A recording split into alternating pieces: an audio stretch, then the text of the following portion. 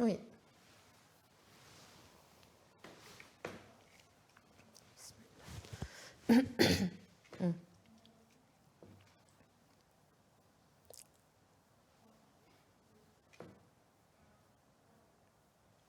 مشاهدينا مرحبا بكم في استوديو باريس. بعد أن كانت مغامرة الجيش الأوكراني في كورسك محاولة لوقف التقدم الروسي، تأتي النتائج عكسية تماما. يقر الغرب بفشل الهجوم بل وبتقدم روسي غير مسبوق في المناطق الاستراتيجية. وضع دراماتيكي يبدو أن الغرب لم يعد قادرا على التعامل معه بتماسك أو بوضوح. انقسامات حول الأسلحة وأشكال الدعم وحجمه، وحتى في الوقت الذي يوصي فيه أمين حلف الناتو بضخ المزيد من الأسلحة، يخرج المستشار الألماني أولاف شولتز ليقول بأن الوقت قد حان لإنهاء الصراع بسرعة عبر حوار يشارك فيه الروس. واللافت اختفاء تام لعبارة انتصار أوكرانيا. كيف يقرأ تضارب التصريحات الأوروبية، وهل يمكن للأوروبيين بلورة موقف قبل الانتخابات الأمريكية؟ ضيفي لمناقشة هذه النقاط هو الكاتب والمختص في استراتيجيات السياسة الحربية Jean-Maxime Corneille. Monsieur Jean-Maxime Corneille, bonjour, nous sommes ravis de vous recevoir. Un plaisir partagé, je vous remercie pour votre invitation. Nous avons insisté à vous avoir comme invité cette semaine par rapport aux avancements et par rapport aussi de vos analyses qu'on suit de près sur vos chaînes YouTube ainsi que vos papiers aussi.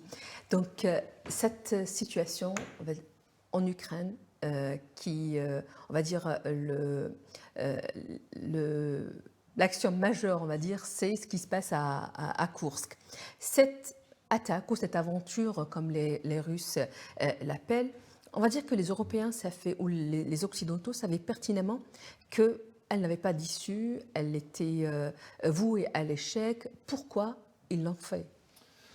Alors il y a plusieurs logiques et on voit également que l'histoire quelque part se répète. On l'avait vu avec déjà la contre-offensive ukrainienne de Kharkov, d'une part, et là à présent l'offensive de fait vouée à l'échec de Kursk, ce sont des noms de bataille de la Seconde Guerre mondiale et la géographie conditionnant les opérations, il y a vraiment quelque chose de similaire qui se passe, c'est-à-dire une contre-attaque qui avait eu en 1943 sur Kharkov, qui avait marché dans un certain contexte, mais de fait ça n'allait pas changer grand-chose à l'issue de la guerre, et une offensive de Kursk qui en réalité avait été bloqué par les soviétiques, mais à partir d'un secret qui n'avait jamais existé. C'est-à-dire que les Allemands s'étaient juste avancés dans un piège d'une façon à l'époque qui était là encore vouée à l'échec, dans laquelle ils avaient perdu énormément de matériel. Nous avons la même chose là, et surtout je pense qu'il y a plusieurs intentions superposées. Alors déjà, la première intention stratégique, je pense que c'était de perturber les tentatives de négociation de paix au Qatar, entre justement l'Égypte, les États-Unis et le Qatar, en dispensant leurs bons offices pour tenter de trouver une solution diplomatique. Et comme nous l'avons déjà eu à plusieurs occasions, notamment avec le prétendu massacre de Boutcha, nous avons eu des mises en scène que nous avions déjà vues dans l'histoire durant la guerre de Syrie, durant la guerre de Yougoslavie, à chaque fois des mises en scène, ce qu'on appelle des massacres spectacles, c'est-à-dire des mises en scène qui vont faire que dans un contexte où des négociations seraient possibles, là il s'agit de dire « Ah, il est impossible de négocier avec des gens qui sont capables de faire autant de massacres ». Ça a été pareil à plusieurs occasions, c'est vraiment un procédé typiquement mondialiste, un procédé typiquement historiquement anglo-américano-israélien, qu'on retrouve dans toutes les guerres du mondialisme, de l'impérialisme britannique, puis anglo-américain, puis anglo-américano-israélien, et ce qu'on appelle aujourd'hui le mondialisme au-dessus des États, mais il y a vraiment toujours cette logique à chaque fois que le droit international devrait reprendre ses droits, il y a l'organisation occulte par des procédés tout à fait inavoués, par ce qu'on appellerait des opérations, même pas spéciales, des opérations noires, des opérations sous faux drapeau ou des opérations de perturbation, comme là par exemple cette attaque vraiment qui cible la Russie. Enfin, je veux dire, on est dans un contexte nécessairement de guerre entre l'Ukraine et la Russie, certes c'est de bonne guerre, mais la question, c'est quels sont les soutiens derrière, et derrière cette offensive de Kursk, cette tentative d'offensive de Kursk, nous avons clairement les puissances qui sont intéressées à ce que la paix n'existe pas en Ukraine. Et donc, comme d'habitude, les puissances qui, globalement, sont des fauteurs de guerre, en fait, des fauteuses de guerre, clairement les anglo-américano-israéliens. Mais ce qui est intéressant, c'est que nous obtenons les meilleures informations par la critique des uns contre les autres, après que la situation ait tourné au vinaigre. C'est-à-dire qu'une fois l'offensive... Une fois que l'offensive a raté, les Russes n'ont pas pu ne pas être au courant, ils les ont laissés approcher, ils les ont traités au sens militaire comme il se doit, mais le but initial, déjà la tentative de démonstration de force de l'Ukraine, premièrement. Deuxièmement, la perturbation des négociations en cours n'a pas été atteint ou n'aura été que très temporairement atteint. Et de fait, non. On use ce qu'il reste des meilleures troupes ukrainiennes, on dégarnit le Donbass, et au final, pour pas grand-chose. Par contre, l'arrivée, c'est que nous voyons la façon dont il y a des puissances qui n'ont pas intérêt à la paix en Europe, et c'est absolument manifeste. C'est la même chose pour l'Europe, c'est la même chose au Moyen-Orient, mais je pense que donc l'intention initiale, donc il y avait une intention politique qui est totalement illusoire, et ça finit par être une illusion qui s'auto-illusionne. Oui, nous allons pouvoir attaquer la Russie et bientôt prendre le Kremlin. Non, pas du tout. Néanmoins, ça permet, encore une fois, c'est comme une offensive spectacle. Après, ça permet sur les plateaux télé de dire oui, l'Ukraine a encore ses chances. Donc ça veut dire quoi? Donner encore de l'argent, parce que c'est un gros sujet derrière cette guerre d'Ukraine, c'est que l'aide sert en fait à autre chose, mais sur des cadavres d'Ukrainiens. Justement, il y a certaines aussi lectures et analyses disent que cette aventure de Koursk, elle a pour but d'impliquer les Européens encore plus dans cette guerre avant les élections américaines. Vous, quelle est votre lecture par rapport à ça? Alors ça, évidemment. De toute façon, il s'agit toujours de pousser les Européens à créer une guerre contre la Russie qui n'aurait même pas lieu d'être. Mais ça, c'est l'intention stratégique depuis le traité de Rapallo, juste après la Seconde Guerre mondiale, mais dès avant. C'est-à-dire que toute union de raison entre l'Europe et l'Europe, de fait l'Europe de l'Ouest et l'Europe de l'Est, c'est-à-dire la grande Europe élargie jusqu'à l'Oural, de laquelle fait partie la Russie, tout ça a toujours été détruit, a toujours été la bête noire des géographes anglais. À l'époque, c'était Alfred Mackinder, puis à notre époque, Zbigniew Brzezinski. Il est absolument clair que quand on voit une carte, et c'est avoué par Brzezinski, c'est que si on peut créer un trouble en Ukraine, il s'agit de fait, depuis l'époque de Rapallo, c'est d'interdire tout échange économique durable, parce que si l'Europe était unie, de fait, l'impérialisme britannique historiquement, puis l'impérialisme anglo-américain à l'époque, ne servait à rien. On le voit même géographiquement. À partir du moment où, historiquement, le transsibérien a été créé, avec des financements français d'ailleurs, mandatés par les Rothschild, qui après se sont empressés de lâcher les épargnants français. Ma famille en avait, c'est assez intéressant. À partir du moment où le transsibérien a été bâti, fondamentalement, la Royal Navy ne servait plus à rien. C'est-à-dire que si on permettait à l'Europe de faire du vrai commerce sur une base de vrai droit international public, sans les fauteurs de guerre, sans les créations artificielles des intrigues qui vont finalement donner lieu à la Première Guerre mondiale, avec les guerres balkaniques avant, eh bien, les Européens auraient beaucoup de choses à se dire, et la logique naturelle était que les technologies franco-allemandes eussent aidé la Russie à se développer, et ça aurait donné la première puissance du monde, et ça aurait donné un équilibre civilisationnel, mais un équilibre civilisationnel qui se serait constitué au détriment de l'Empire britannique. Or, l'Empire britannique, ce qui fait le prédateur universel, en fait. C'est-à-dire la logique prédatrice de la finance internationaliste, c'est même pas les Britanniques en tant qu'humains, c'est vraiment une logique financière internationaliste qui consiste toujours à aller chercher des matières premières stratégiques et à aller les drainer jusqu'à la City de Londres. Mais quand il y a des États qui sont trop puissants et qui veulent garder leurs matières premières stratégiques ou qui veulent en obtenir un juste prix, eh bien, on organise des guerres pour impliquer ces États-là. Et Première Guerre mondiale, Deuxième Guerre mondiale, jusqu'à cette guerre d'Ukraine, c'était exactement la même cohérence. Est-ce qu'on peut dire que les Européens sont impliqués à 100% dans cette guerre, ou il y a encore... Ils veulent les investir encore plus? Alors, de fait, non, évidemment, puisque la logique serait celle d'une Troisième Guerre mondiale. Si l'on compare avec la Seconde Guerre mondiale, dans laquelle il y a eu clairement des logiques où, de fait, tout le potentiel militaro-industriel de l'Europe de l'Ouest avait vocation à être dressé contre, à l'époque, l'Union soviétique. Dans une ambiance où il s'agissait réellement de cibler le système soviétique, ça aurait pu se défendre, et c'était ce que voulait l'armée traditionnaliste allemande, c'est ce que disaient aussi les patriotes français à l'époque. Parce que le bolchevisme, ça c'est de l'ancienne expertise française, le bolchevisme, enfin la Russie devenue Russie soviétique, ce n'était que la Russie devenue une proie de ce qu'on disait, un syndicat organisé pour la destruction des nations. C'est-à-dire que vous avez un syndicat organisé au sens français ancien, organisé pour la destruction des nations, qui a détruit la Russie et qui a retourné la Russie pour en faire un creuset de subversion mondiale qui avait vocation à conquérir l'intégralité de l'Europe ensuite. Et c'est ce qui a été mis en échec après la Première Guerre mondiale, notamment grâce à des armes françaises, en Pologne, à Budapest, etc. Et à partir de là, il a fallu recréer une Seconde Guerre mondiale. Et c'est après seulement que l'Union européenne a pu accoucher, ce qui a été de fait un impérialisme américain, en fait anglo-américain, contrôlant une Europe devenue vassale, devenue captive, complètement exsangue et détruite par la guerre. Mais ça a été l'orchestration de cette guerre pour arriver à ce résultat-là. Et ça, c'est ce que l'on oublie aujourd'hui. Ce qui veut dire qu'aujourd'hui, on a exactement, enfin, par analogie, nous avons exactement la même logique. C'est-à-dire que, clairement, les Anglo-Américains veulent nous pousser toujours plus à la guerre, mais à une guerre de haute intensité contre la Russie, parce que leur but, c'est de détruire la Russie.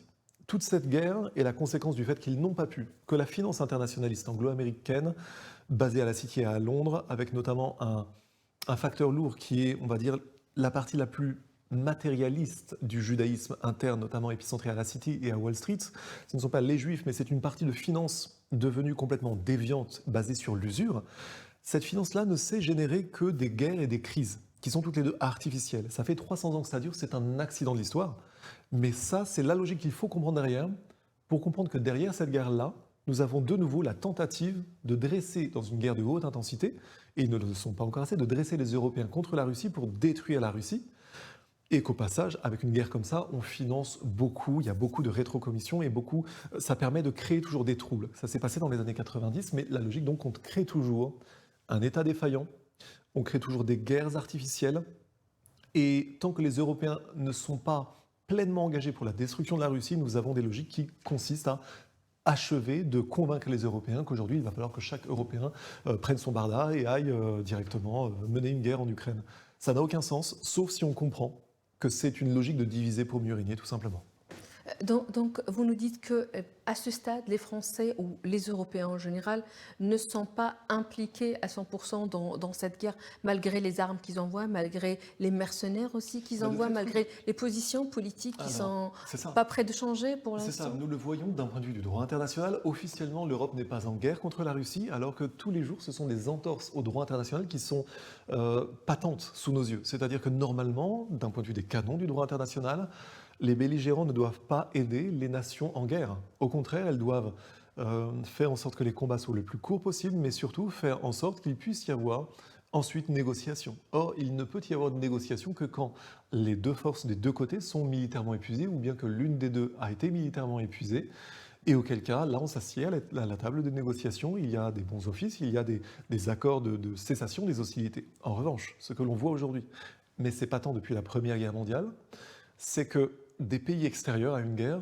financent et arment massivement des guerres. Ça veut dire que, de fait, le concept de co-belligérance en termes de droit international devrait, de fait, nous faire considérer l'Europe comme étant, de fait, de facto, en guerre contre la Russie. Parce que, en fait, ce n'est pas une volonté des Européens, mais les Anglo-Américains nous y poussent. Et il y a une logique dans laquelle il est intenable de considérer que imaginez par exemple deux personnes dans la rue s'écharpent à coups de couteau, ou alors s'écharpent à coups de poing. Si vous donnez un couteau à l'une des deux, est-ce que vous n'êtes pas co-responsable du crime qui va s'en suivre? La réponse juridique est oui. En droit international, c'est pareil. Et sous nos yeux, on voit s'étaler une hypocrisie actuelle qui a pris le contrôle de l'Occident. C'est-à-dire que surtout la France, qui a été le pays qui historiquement a été moteur dans la création du véritable droit international historique, se retrouve complètement complice d'une violation quotidienne du droit international basée avant tout sur une hypocrisie. Non, on ne viole pas, mais on est juste à côté de la violation et on s'arrête juste avant. Ça va de plus en plus loin. C'est un désordre politique, on va dire, complet en Europe, mais après ces derniers mois, et notamment après cette aventure de course, on remarque qu'il y a une division, une dispersion dans les positions européennes ou occidentales qui est flagrante, on va dire. Il y a quelques jours, le ministre de la Défense américain, à Ramstein, a dit que donner ou utiliser, lever les sanctions, plutôt les restrictions sur les armes à longue portée ne serait pas utile, ne va pas apporter beaucoup de choses. Hier, plutôt, il y a cette semaine, Blinken ainsi que le ministre des Affaires étrangères britannique, ils ont été à Kiev, ils ont dit aussi qu'on ne sait pas encore, on est en train d'étudier cela. La porte-parole de la Maison-Blanche, tantôt oui, tantôt non. Donc, on voit qu'il y a une grosse dispersion dans les avis des Européens. D'un autre côté, Jens Stoltenberg a dit il y a quelques jours que Pour une paix, il faut donner plus d'armes, il faut aller plus fort. Olaf Scholz sort pour dire, et c'était la surprise pour un petit peu tout le monde, pour dire il est temps de trouver une paix le plus rapidement possible avec des négociations où les Russes doivent être aussi avec nous autour de la table. Des choses qui n'ont jamais été dites. Quelle est votre lecture à ces divisions, on va dire? Alors avant tout, il y a une logique qui était celle de la Première Guerre mondiale, consistant avant tout à prolonger l'agonie. À grand effort d'agite-propre pour perturber les négociations justement, parce que derrière l'agonie, il y a des grosses affaires de gros sous, de trafic sur les dettes et sur les soi-disant fonds qui sont donnés à l'Ukraine. Mais la logique, c'était déjà celle de la Première Guerre mondiale, c'est-à-dire toujours tergiverser et créer du bruit médiatique pour continuer d'entretenir un bruit de guerre qui est l'inverse d'une volonté de négociation. Ce qui est intéressant avec la position allemande, c'est que c'est vraiment le pays qui s'est le plus fait tordre le bras avec cette affaire ukrainienne. C'est-à-dire que c'est la suite de ce que l'on appelait avant l'affaire Navalny. L'affaire Navalny qui était elle-même la suite de l'affaire Magnitsky, de l'affaire Khodorkovsky et compagnie. Il y a vraiment une succession d'affaires qui s'égrènent à l'occasion desquelles, en fait, des gros financiers internationalistes qui se goinfraient en Russie, qui vraiment réalisaient des profits absolument mirobolants en Russie durant les années 1990, lorsque Yevgeny Primakov puis Poutine ont dit non, ça ne sera plus, et qu'ils ont appelé ça comme cela devait être appelé, c'est-à-dire de la criminalité financière internationaliste et la création artificielle d'un État défaillant pour détruire la Russie, pour détruire l'État, pour détruire le peuple et pour vampiriser les matières premières stratégiques, pour nourrir des financiers privés qui après allaient s'en servir pour influencer le monde entier, comme George Soros, mais Khodorkovsky, Bill Browder, ce sont des gens qui font ça. Alors ce sont des gens que l'on a arrêtés, qui ont été forcés d'arrêter leur business en Russie. Ça, c'est la logique financière derrière. Mais dans ce contexte-là, la France et l'Allemagne ont été les deux principales cibles parce que le cœur de l'Europe, c'est la France et l'Allemagne. Les deux économies motrices, les deux cibles des États-Unis. Globalement, historiquement, de l'Empire britannique, devenu l'Empire anglo-américain, dirons, l'Empire anglo-américano-israélien aujourd'hui, avec en plus le côté, le fantasme israélien de recréer en Ukraine une sorte de nouvel empire des Khazars. Ça, c'est encore une lecture qui se superpose. C'est pour ça qu'il fait sens, comme à Gaza, de parler d'un impérialisme anglo-américano-israélien basé aussi sur un suprémacisme très anormal, c'est-à-dire qu'il ne conçoit sa supériorité qu'en affaiblissant l'autre artificiellement. Et c'est la raison pour laquelle l'Allemagne a tant été violée et détruite, mais avant elle, la France, et clairement la Russie. La France, l'Allemagne et la Russie, c'est-à-dire le cœur de l'Europe continentale, l'Europe puissance, en fait, ont séparément été sans cesse détruits. Rappelons-nous également la connexion avec la guerre d'Irak en 2003. C'était cette opposition franco-germano-russe à la guerre d'Irak. La France était motrice à l'époque, la Russie était trop faible, l'Allemagne n'osait pas parce que l'Allemagne est vassalisée. Mais après cela, nous, la France, nous nous sommes fait retourner diplomatiquement à partir de 2007 et l'Allemagne, de son côté, a été ciblée dans ce qu'il lui restait de souveraineté, c'est-à-dire sa puissance économique. Les industries énergivores allemandes. Le seul nationalisme qui est autorisé à l'Allemagne, c'est typiquement les exportations de voitures. Or là, on voit qu'avec la destruction de Nord Stream, Volkswagen est en train de sortir d'Allemagne. Ils ne peuvent plus construire de voitures en Allemagne. C'est l'aboutissement d'une volonté anglo-américaine de destruction d'un rival économique en ciblant ces industries énergivores. Y a-t-il pas assez de sages en France et en Europe, parce qu'il y a beaucoup de politiques qui parlent de que la cible, c'est aussi la France et l'Allemagne. Mais ils sont tenus loin de la politique. Typiquement, je suis tenu loin de la politique, alors que c'est moi qui devrais bien plus la faire. Par exemple, là, je vous parle de l'ancienne expertise diplomatique française telle qu'elle est globalement oubliée aujourd'hui. Oubliée ou trop peu connue. Ce qui est intéressant aussi, c'est que... Ou enterré, bien sûr, exactement. Suite à partir de 2007, Sarkozy qu'on pourrait surnommer Sarkozy-Wisner, parce que Frank Wisner était son traitant de la CIA, de fait,